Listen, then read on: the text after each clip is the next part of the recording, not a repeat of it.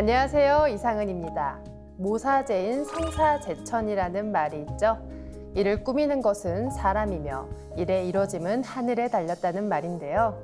하지만 상제님께서는 모사제천은 내가 하리니 성사제인은 너희들이 하라라고 하셨습니다.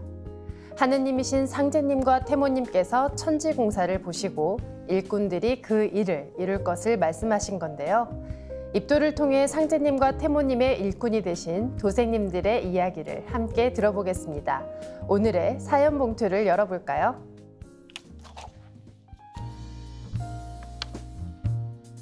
오늘의 첫 번째 사연입니다. 수행 후 없어진 악몽과 가위 눌림.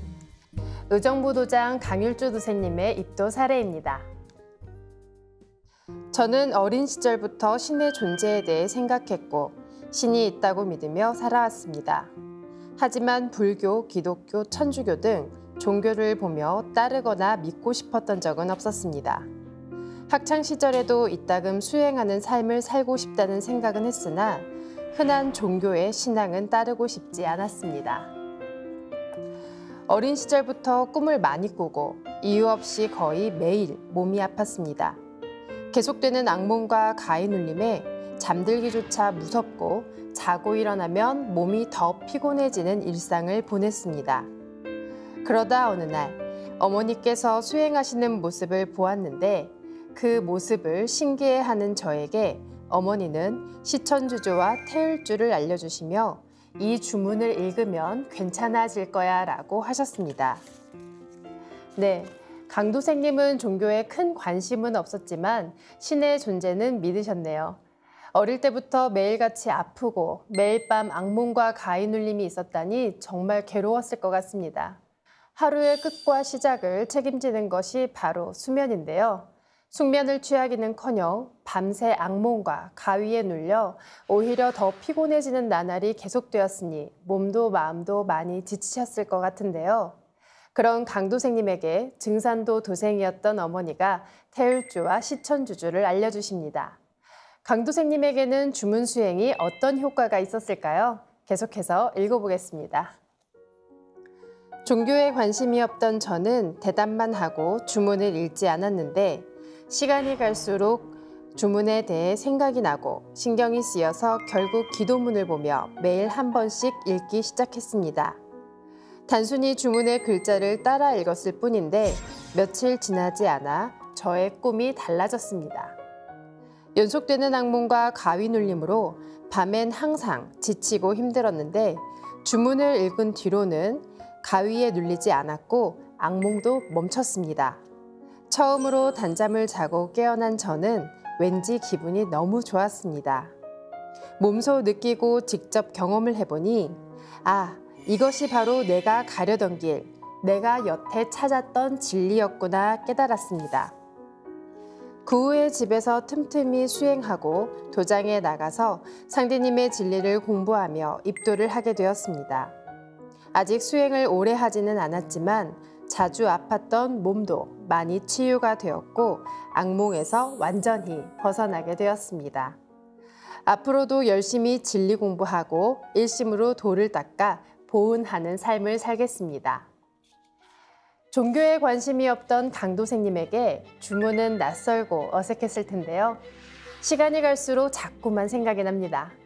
아마 밤마다 힘들어하는 강도생님을 지켜보시던 조상님들께서 이 주문을 읽어야 한다고 계속해서 속삭이셨겠죠?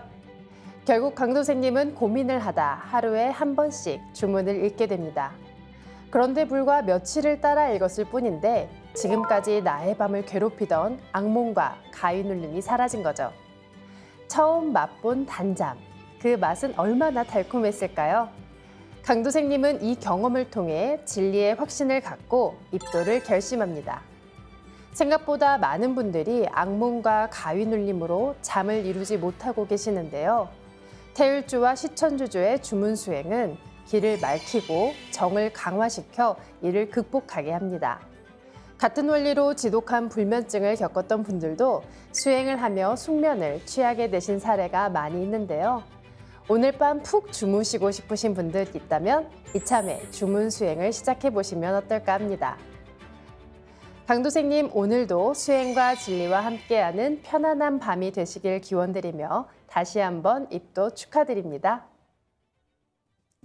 다음 두 번째 봉투를 열어볼까요? 마음을 의지할 수 있는 참 진리. 서울 잠실도장 이다경 도생님의 입도 사례입니다. 저는 살아오면서 특별한 기도를 해본 적도 없고 신앙도 없었지만 속세의 삶을 무탈히 살아왔습니다. 그러다 한꺼번에 찾아온 모진 풍파가 저를 휘감았습니다.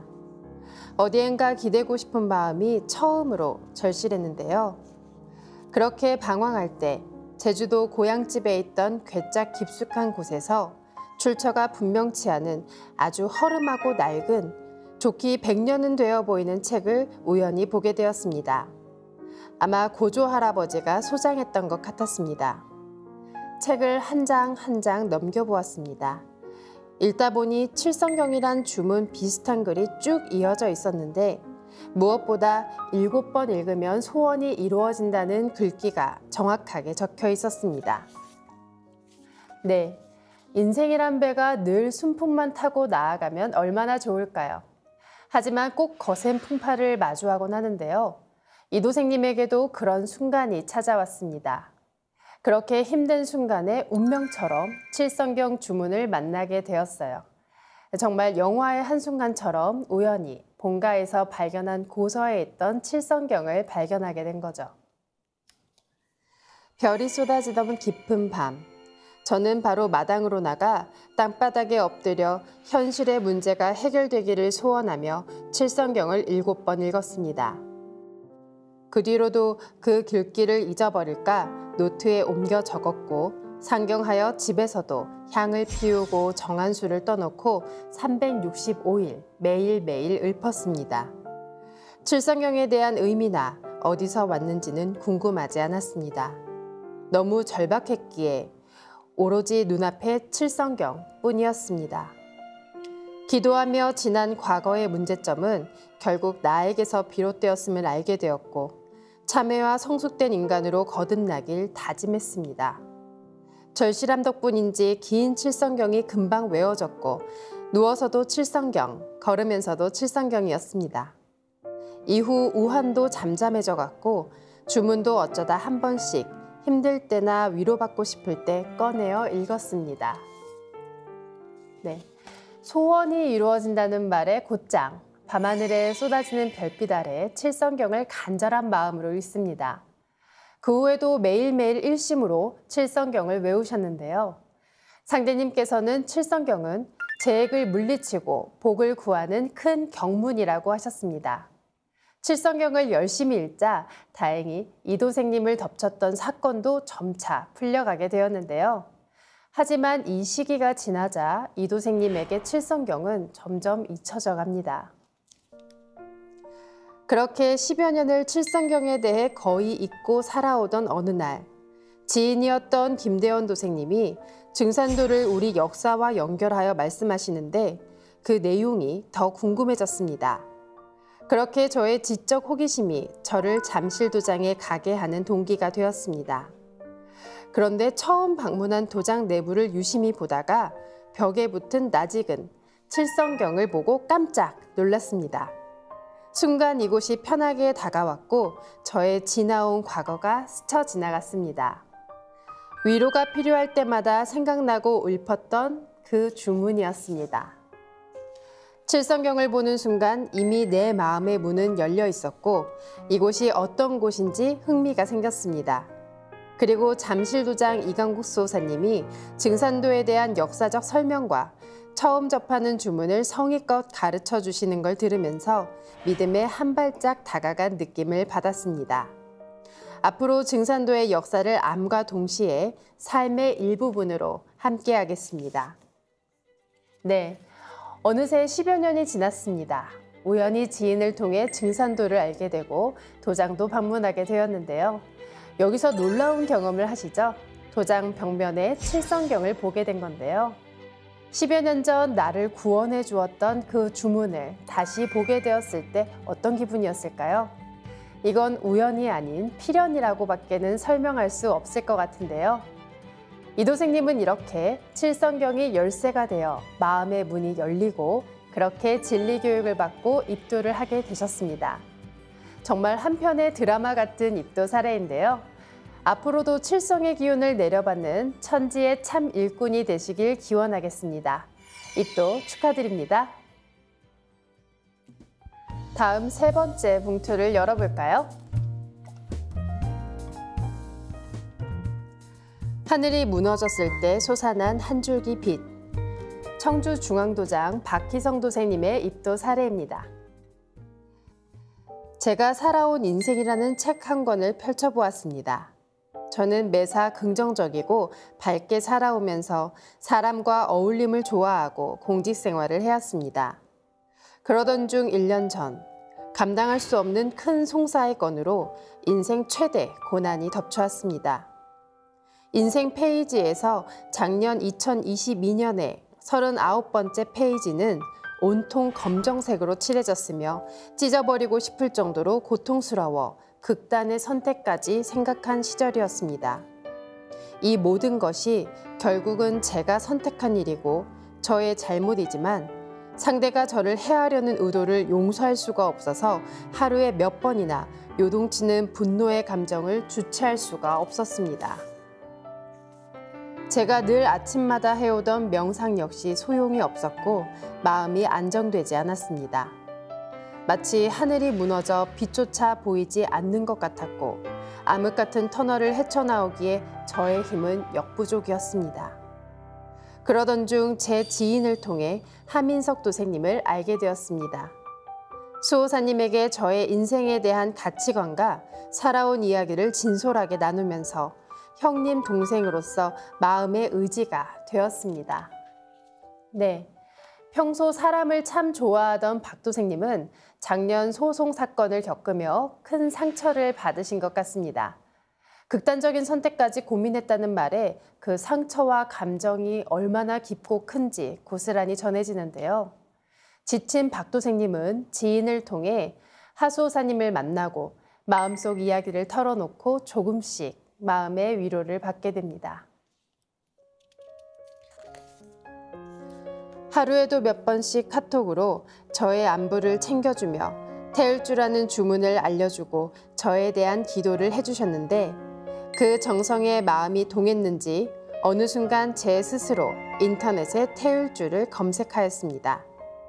처음에는 그냥 듣기만 하다가 어느 순간 저도 훔치 태울천 상원군 태울주 주문 23글자를 소리내어 읽어보기도 하였습니다. 이후 수호사님은 저에게 7월 초 유성호텔에서 열리는 설려와 전수 행사에 참석해보자고 제안했습니다.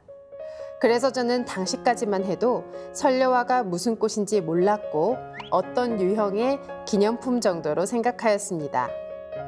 행사장에서 종도사님을 처음 뵙고 설려화를 전수받고 설려화 치유 수행을 하였습니다. 머릿속에 분홍빛의 꽃 모양을 상상하며 따뜻하고 포근하다는 기운을 느꼈습니다.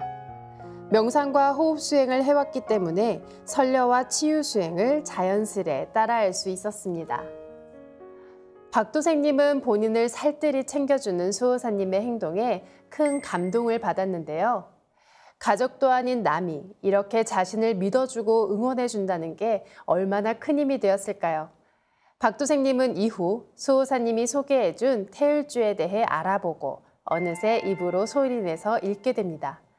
그러다 설려와 전수 행사에 참석하게 되셨는데요. 명상과 호흡 수행을 하던 박 도생님에게도 새로운 경험이었습니다. 그리고 그날 종도사님의 여러 말씀 중에 2가지 메시지가 저의 마음에 묵직한 울림을 주었습니다. 조상님을 잘 모시라는 말씀과 내 한 몸 잘 가짐이 천금보다 중하니 순간의 평안함과 위태로움이 마음가짐에 달려 있느니라 하신 말씀이었습니다. 이날 이후 저는 종도사님이 주신 메시지로 조상님의 해원과 저의 흐트러진 마음가짐을 새로이 하기 위해 증산도 입도를 결심하게 되었습니다. 7월 중순부터 청주중앙도장의 박창수 호사님의 에너지 넘치는 입도 교육을 받으며 증산도의 역사와 진리를 배워나가고 있습니다.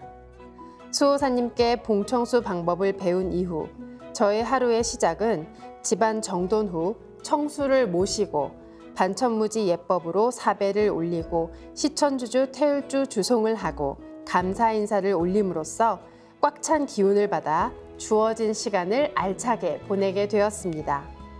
도장을 찾아가며 진리 공부를 하면 할수록 이제껏 경험해보지 못한 신비롭고 새로운 지식이 너무 흥미로웠습니다.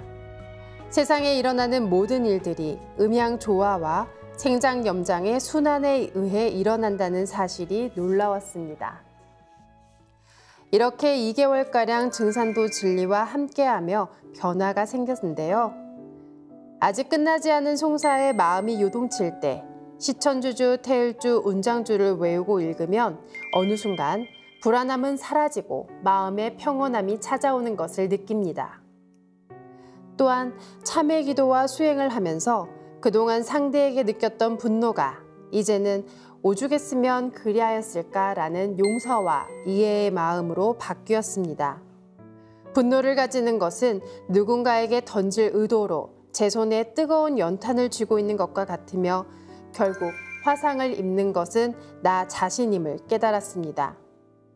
이제는 불안한 분노의 연탄을 내려놓고 무너진 하늘에 솟아날 구멍에 빛은 상대님의 말씀이라는 것을 마음에 각인하겠습니다. 앞으로 남은 제 인생의 페이지는 진리와 함께 아름답게 써나갈 것이며 많은 사람들에게 증산도 진리를 전하는 참 일꾼이 되겠습니다. 네, 설녀와 행사에서 종도사님의 말씀에 큰 깨달음을 얻으시는데요. 내 한 몸 잘 가짐이 천금보다 중하니 순간의 평안함과 위태로움이 마음가짐에 달려있느니라. 당시의 박도생님에게 꼭 필요하고 힘이 되는 말씀인 것 같습니다. 박도생님은 입도를 결심한 이후 진리교육을 받으시면서 하루의 시작을 수행과 함께 감사한 마음으로 시작하는데요. 이런 감사한 마음과 수행을 지속하면서 명상으로도 가라앉지 않던 분노의 감정이 점차 사그라들고 평온해집니다. 박도생님의 말처럼 과한 분노는 오히려 자신을 해치는 무기가 되어 돌아오는데요. 이런 감정들을 주문수행과 진리공부를 통해 다루게 되면서 박도생님은 다시금 마음의 빛을 회복하게 됩니다. 박도생님 밝은 광명의 빛을 잘 유지하시면서 멋진 구도자의 인생책을 완성해 나가시길 응원하겠습니다. 다시 한번 입도 축하드립니다. 다음 4번째 봉투를 열어볼까요? 태어난 이유를 깨닫게 해준 진리. 서울 은평도장 나현주 도생님의 입도 사례입니다. 10여 년 전 대전에서 거주할 때 길에서 상생방송 전단지를 받았습니다. 우연히 집에서 상생방송 도전 강의를 보면서 마음이 평온해지는 것을 느꼈는데요. 이후 안경전 종도생님의 환단고기 방송을 보면서 증산 상제님의 사상을 접하게 되고 광주 김대중 컨벤션 센터에 진행되었던 환단고기 북 콘서트에도 참석했습니다. 이후 서울로 올라와서 살다가 서울 은평도장을 알게 되었고 상생방송 시청자 퀴즈에 응모하기도 했습니다. 그리고 TV에 나오는 수행 프로그램을 보니 증산도를 했던 대학교 동창이 떠올랐습니다. 증산도 동아리에 가입해서 활동을 했었던 의상학과 학생이었는데 그 친구가 일하는 와중에도 현실 속에서 도를 실천했던 모습이 떠올랐습니다. 저도 그렇게 하고 싶다는 마음이 일어났고 자연스럽게 상생방송을 더 많이 시청하게 되었습니다. 네, 나도생님은 전단지 한 장의 작은 인연으로 시작해 본격적으로 증산도 진리와 인연이 닿았는데요. 전단지를 받고 상생방송을 보고 환단고기 북 콘서트까지 본인의 의지로 스스로 참여합니다. 그러면서 과거 증산도 도생이었던 대학 동창을 기억하게 되는데요. 현실에서도 도를 실천하던 멋진 친구의 모습을 떠올리며 나도생님도 더 열심히 진리를 따라가게 됩니다. 상생방송을 자주 시청하다 보니 어느새 제 삶의 일부로 녹아들었습니다. 상생방송에서 방영하는 드라마를 보면서 사회와 대세를 인식했고 어머니의 암 투병 기간 동안 자시수행을 따라하기도 하면서 마음의 안식을 얻고 생명의 귀중함을 알게 되었습니다. 부모님이 돌아가신 후 어느 날 은평도장으로부터 설려와 전수 행사에 초대한다는 전화를 받았습니다. 서울 더케이 호텔에서 진행하는 행사에 참여하게 되었는데요.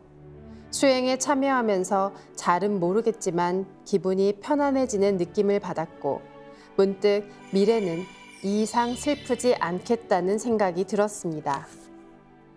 이후로도 서울에서 설려와 전수 행사가 있으면 전부 빠짐없이 참석하면서 꽃을 받았고 종도사님 말씀을 가슴 깊이 새겼습니다. 도장에도 나가야겠다는 마음이 일어나 매일 도장에 방문해서 수행과 진리 공부를 했습니다. 공부를 하다 보니 사람은 이렇게 살아야 하는구나. 우주가 큰 여름에서 큰 가을로 넘어가는 지금, 우리는 진정으로 천지를 대행할 천지의 일꾼으로 다시 태어나야 하는구나. 그래서 지금 이때의 사람으로 태어난 것이구나 라고 느꼈고 입도를 결심하게 되었습니다. 일상 속에서 방송을 통해 진리를 꾸준히 접하다 보니 진리가 삶에 녹아듭니다. 서울에서 하는 설려화 행사에서 빠짐없이 설려화를 받고 진리 공부도 하면서 사람은 이렇게 살아야 하는구나 하는 큰 깨달음도 얻으시는데요. 전단지 한 장의 작은 인연으로 시작해 입도까지 이렇게 나도생님의 구도의 여정은 물 흐르듯이 이어집니다. 인생의 참 의미와 목적을 깨달아주신 나도생님, 앞으로도 천지의 일꾼으로서 나아갈 구도자의 길을 응원합니다. 입도 축하드립니다. 네, 오늘도 이렇게 많은 도생님들의 입도 사례를 들어봤습니다. 입도라는 건 단순히 상제님 진리라는 배에 올라타는 것으로 끝나는 게 아니라 직접 노를 저어 새 역사를 개척하는 일꾼이 되는 것인데요. 상대님께서 모사제천은 내가 하리니 성사제의는 너희들이 하라고 말씀하신 것처럼 내 손으로 하늘과 땅의 꿈을 이루는 주인공이 되는 것입니다. 일꾼의 참 의미를 정리해 주신 8편 1장의 성구 말씀을 들으면서 오늘의 입도 이야기는 여기서 마치겠습니다. 그럼 다음 시간에 뵙겠습니다.